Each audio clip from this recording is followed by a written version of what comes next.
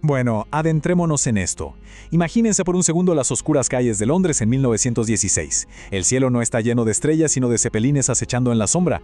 Y la línea que separa a los vivos de los muertos casi que ni existe. Es tan fina como el humo que sale de las trincheras.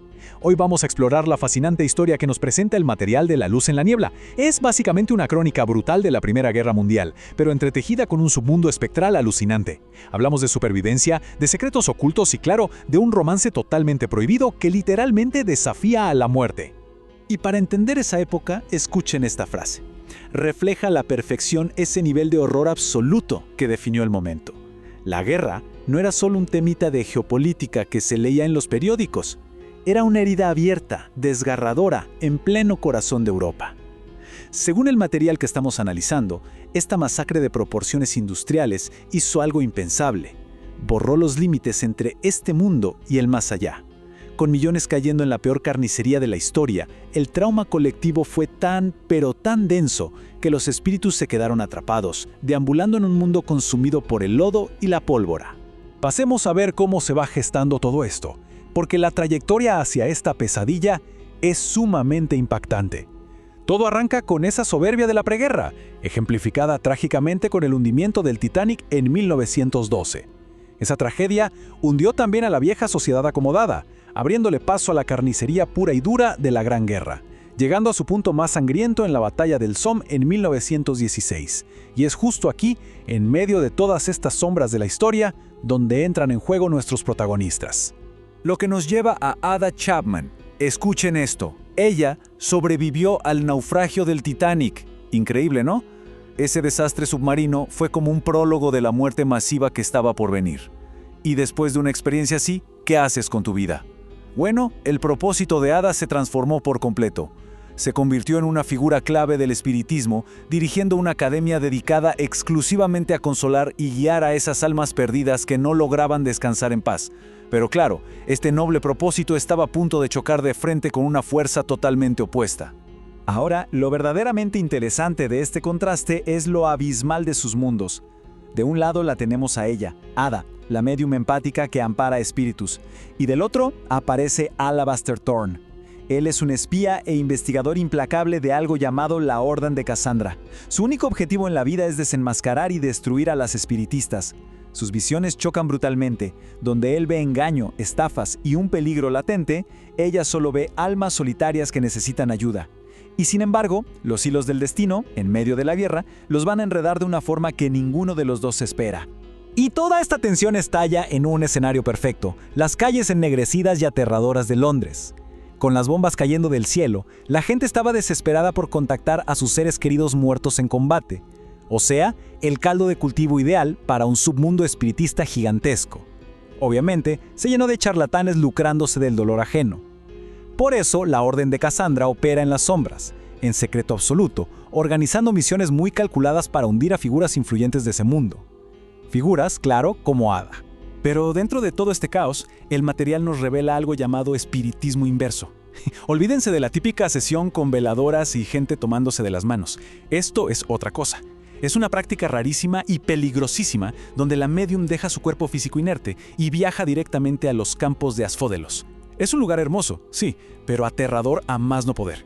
Un mundo teñido completamente de gris, donde un silencio absoluto se traga cualquier sonido. Se necesita una fortaleza mental descomunal para entrar ahí y no perderse para siempre. Pero ¿saben qué es lo que obliga a nuestra medium y a nuestro implacable inquisidor a hacer una tregua? No es el mundo de los espíritus. Es un enigma mucho más perturbador. Un niño llamado Roy. Según los reportes, este chico sobrevivió a un naufragio reciente y, agárrense, tiene habilidades casi apocalípticas. No solo habla con los muertos, sino que supuestamente puede traerlos de vuelta al mundo material. Imaginen eso por un momento. En medio de la mayor carnicería de la historia de la humanidad, el poder de resucitar a los soldados caídos es literalmente el arma más peligrosa que cualquiera de los bandos podría desear. Claro, al verse obligados a viajar e investigar juntos para descubrir la verdad de este poder, la dinámica entre Ada y Alabaster no es para nada pacífica. De hecho, la tensión es constante, mordaz, casi feroz. Se desprecian profundamente al principio, pero, como suele pasar, ese choque constante enciende una chispa inesperada. Cada vez que hablan, se tiran comentarios afiladísimos, revelando una química que es imposible de negar.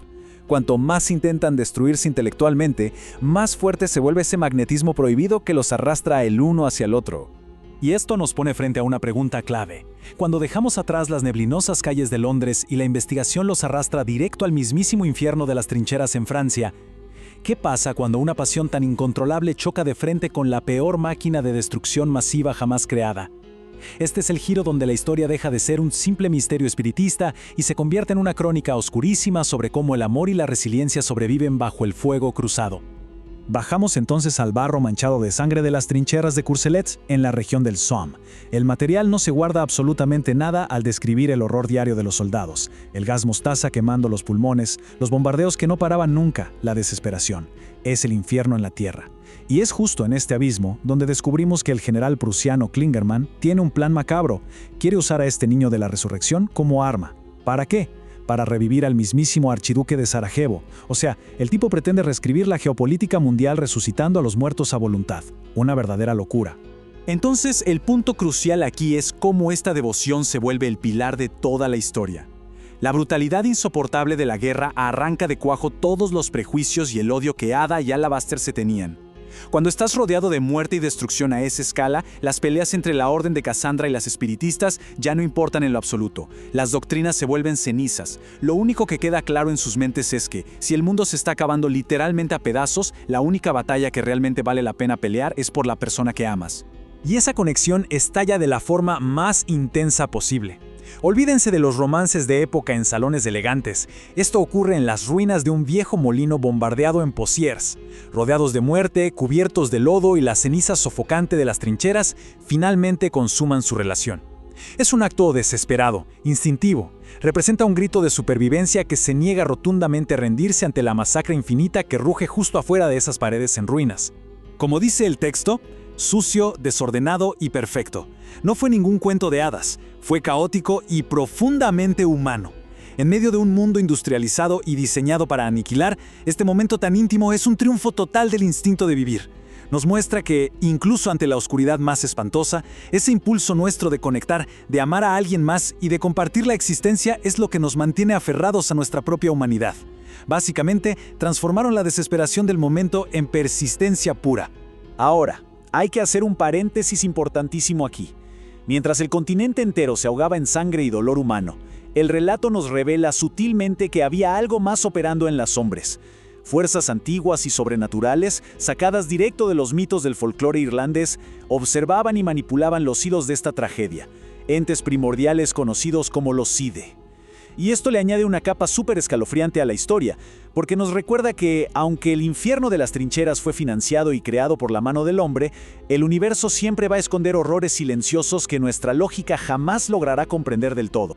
Eventualmente, la implacable marcha del tiempo nos arrastra a una fecha imborrable, noviembre de 1918. Tras incontables pérdidas y una masacre que mutiló a generaciones enteras, las máquinas de guerra finalmente enmudecen. Se firma el armisticio. El aullido paralizante de las sirenas antiaéreas simplemente cesa de golpe. En el material que estamos viendo se retrata de una forma muy melancólica. Es ese momento exacto y mudo en el que el mundo deja de sangrar a borbotones y tiene que empezar a mirarse al espejo para enfrentar cicatrices que lamentablemente jamás se van a borrar. Y esto ilustra de manera brillante su reencuentro. Bajo el cielo gris y la lluvia incesante de un Londres en ruinas, presenciamos un momento cargado de toda la tristeza de la época, pero fuertemente iluminado por la esperanza. Su conexión sobrevivió a los abismos del más allá y al gas de las trincheras. Ada y Alabaster no sellan su supervivencia con discursos majestuosos, sino con ese mismo sarcasmo natural y mordaz que los caracterizó desde el primer día. Un reencuentro cálido y una promesa genuina que confirma que lograron ganar la batalla más difícil. Vamos cerrando esta tremenda crónica literaria e histórica. El afecto innegable de nuestros protagonistas logró desafiar tanto los laberintos espectrales como la devastación de los campos europeos. Y trasciende de un modo único. Al abrazarse bajo la tormenta, es como si los relojes de un mundo exhausto simplemente se detuvieran, crean su propia eternidad en ese preciso instante, formando un puente firme de fuerza y amor entre los pocos afortunados que lograron sobrevivir a la masacre y los incontables espíritus que se quedaron esperando para siempre en los inmensos y desolados prados asfódelos. Lo cual nos deja con una reflexión bastante profunda para terminar.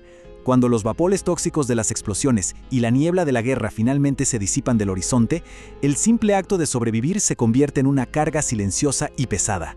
La memoria se vuelve nuestro legado ineludible. Esta historia maravillosamente orquestada nos obliga a reflexionar sobre la persistencia de la vida y el amor en medio de las peores ruinas, y nos plantea que, tal vez, los fantasmas de todo aquello que perdimos y amamos nunca cruzan la frontera por completo, sino que se quedan a vivir con nosotros en nuestra memoria para toda la eternidad. Ha sido verdaderamente un honor explorar esta crónica con ustedes. Gracias por sumarse a este análisis.